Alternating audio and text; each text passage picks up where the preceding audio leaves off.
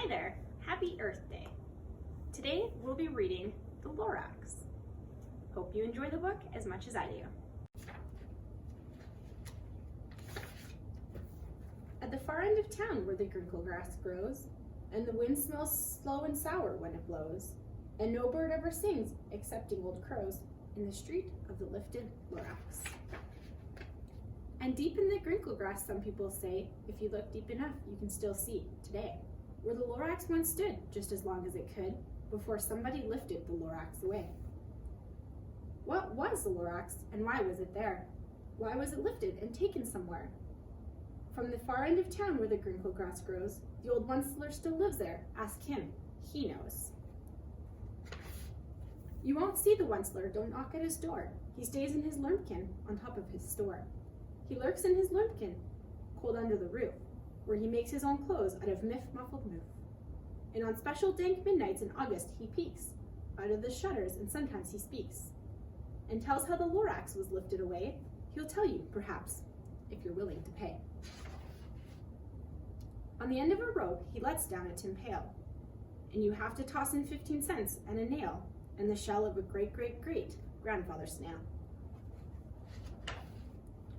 Then he pulls out the pail, makes a most careful count, to see if you've paid him the proper amount. Then he hides what you've paid him away in his snub, his secret strange hole in his grovelous glove. Then he grunts, I will call you by whisper-mophone, for the secrets I tell you are for your ears alone. Sloop!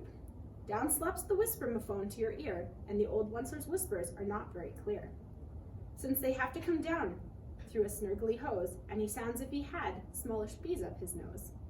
Now I'll tell you, he says, with his teeth sounding gray, how the Lorax got lifted and taken away. It all started way back, such a long time back.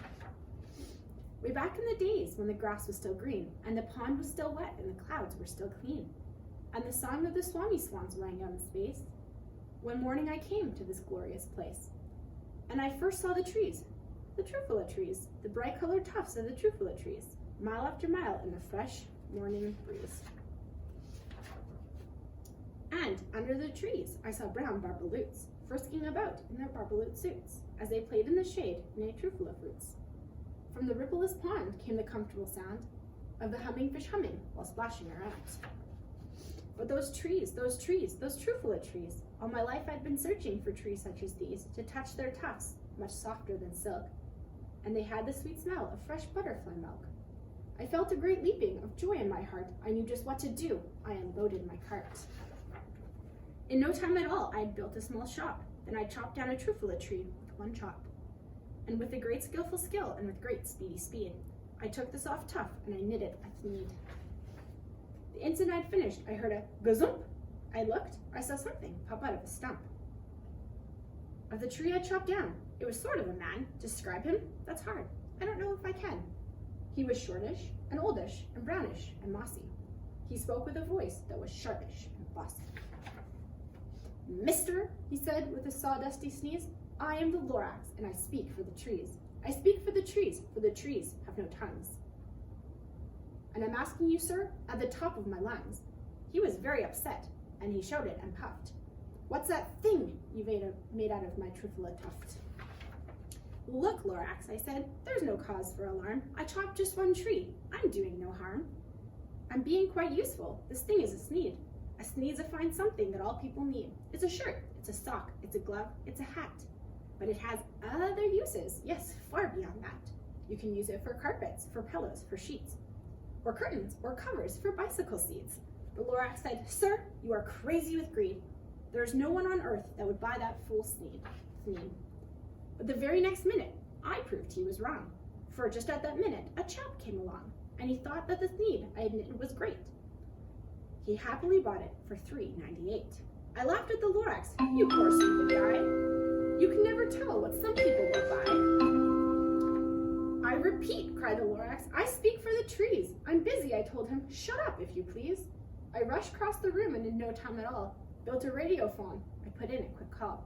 I called on my brothers, my uncles and aunts, and I said, listen here, here's a wonderful chance for the whole Onceler family to get mighty rich. Get over here fast, take the road to North Nitch. Turn left out Weehawken, sharp right at South Stitch. And in no time at all, in the factory I built, the whole Wentzler family was working full tilt. We were all knitting sneeds, just as busy as bees, to the sound of the chopping of Truffula trees. Then, oh, baby, oh, how my business did grow. Now, chopping one tree at a time was too slow. So I quickly invented my super axe hacker, which whacked off 4 Truffula trees at one smacker. We were making sneeds 4 times as fast as before, and that Lorax, he didn't show up anymore. But the next week he knocked on my new office door. He snapped, "I'm the Lorax who speaks for the trees, which you seem to be chopping as fast as you please. But I'm also in charge of the brown barbaloots, who played in the shade in their barbaloot suits, and happily lived eating Truffula fruits. Now, thanks to your hacking my trees to the ground, there's not enough Truffula fruit to go round. And my poor barbaloots are all getting the crummies, because they have gas and no food in their tummies. They love living here, but I can't let them stay. They'll have to find food, and I hope that they may. Good luck, boys," he cried, and he sent them away. I, the Wentzler, felt sad as I watched them all go. But business is business, and business must grow, regardless of crummies and tummies, you know. I meant no harm, I most truly did not, but I had to grow bigger, so bigger I got. I biggered my factory, I biggered my roads, I biggered my wagons, I biggered the loads. Of the sneeds that I shipped out, I was shipping them forth to the south, to the east, to the west, to the north. I went right on biggering, selling more sneeds, and I biggered my money, which everyone needs. And again he came back. I was fixing some pipes when that old nuisance Lorax came back with more grapes. "I am the Lorax," he coughed and he whiffed. He sneezed and he snuffled. He snargled, he sniffed. "Wentzler," he cried with a cruffulous croak. "Wentzler, you're making such a smuggless smoke. My poor swami swans, why, they can't sing a note. No one can sing who has smug in his throat." "And so," said the Lorax, "please pardon my cough. They cannot live here, so I'm sending them off." Where will they go? I don't hopefully know. They may have to fly for a month or a year to escape from the smug you've smugged up around here. "What's more," snapped the Lorax, his dander was up, "let me say a few words about gluppity-glup. Your machinery chugs on day and night without stop, making gluppity-glup, also schloppity-schlop. And what do you do with this leftover goo? I'll show you, you dirty old Wentzler man, you. You're glumping the pond where the humming fish hummed. No more can they hum, for their gills are all gummed.